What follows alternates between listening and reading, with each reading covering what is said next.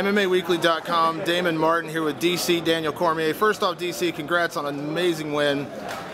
2 years ago, Fedor versus Rogers, first time I met you. Yeah. Here we are, literally just a little over 2 years later. Did you ever imagine you'd be here at this point? I mean, I was hoping, you know, because as you saw, I was just walking around the post-fight press conference, excited just to be there. You know, I was at the show. Just to be around those great fighters, man, and I would hope so. You know, I knew that when I did start, I was going to work hard and hopefully find some success. You know, just working hard doesn't always equal success. I was just hoping that it would, and obviously I found my fair share of success early. Hopefully I can sustain it. It's not about just getting better. It's about continuing to getting better and winning, you know, being the best. I've said for a long time, you know, you're one of the nicest guys in the sport. You're very well spoken. You don't, you know, speak bad about your opponents. But it seemed like at the weigh-ins, you know, Bigfoot kind of got under your skin a little bit. I mean, did that carry over to tonight? He did kind of get, he did, you know, but that's his thing. You know, he gets in the face. I just didn't anticipate it, and a lot of guys do it. You know, so I don't really hold anything against him. But it was the first time someone's actually done it to me in a weigh-in situation. So it kind of threw me for a loop. That's why I kind of gave him the dirty look off to the side. But I don't harbor any bad feelings towards him. You know, after I sat and thought about it for a while, I was like, you know, that's just his thing. I saw him do it to Mike. I saw him do it to everybody. But it did get me in that moment. You know, my skin started tingling. I got all hot. I was like, man, I want to kind of push this dude or something. We saw your stand-up so much improved in the Jeff Monson. You kind of got to show it off in the Jeff Monson fight for the first time. People wonder with this fight, though, you know, could you get inside? Silva's got that reach. It seemed like the first time you tagged him, I mean, that literally seemed like that was the end of the fight. Yeah, you know, I don't think he ever recovered from that. You know, like he was on his back trying to pull me into his guard, and that's so that he could recover. You know, a lot of guys they pull you into their guard, and if they're good jiu-jitsu, it's hard to get big shots off on them, you know. So I was listening to my coaches.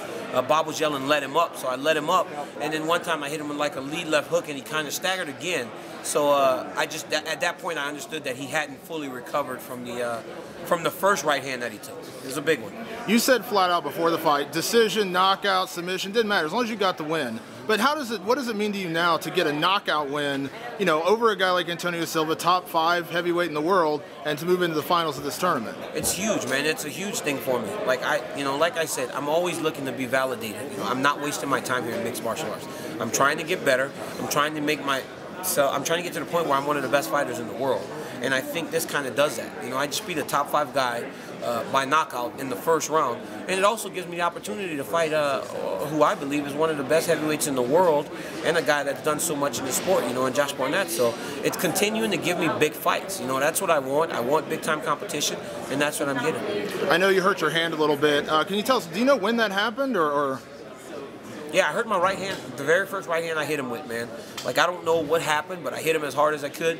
You know, and a lot of people were making fun of me in the Jeff Monson fight about not really following through, but that's why. Because you always, that's how you break your hand. You know, you just hit people hard, but at least he got out of there, I guess. Yeah, so now you get Josh Barnett in the finals of this tournament. I mean, again, 2 years ago, could you ever imagine being in this moment? But you get Josh Barnett, you know, obviously very experienced fighter. Just your initial thoughts of his performance, and then and then facing him hopefully in 2012. I think it's an honor. It's an honor and a privilege to fight somebody like Josh. But to be honest with you, I trained for Antonio Silva, but my skills have to get better. I have to get better between now and then to fight Josh. You know, and that's what I've been training for. I always try to train for the best guy out there. And then hopefully the rest of the stuff takes care of itself. You know, I've known that I've had a good idea Josh was going to win that fight and be in the finals. And if I was to go to the finals, I would have to fight him. So in reality, that's the fight I've been training for since I learned that I was in the tournament. At this point, I just got to ask, what do I got to do to come watch a sparring session with you and Cain Velasquez? You guys got to come in the gym, man. We bang at each other every day.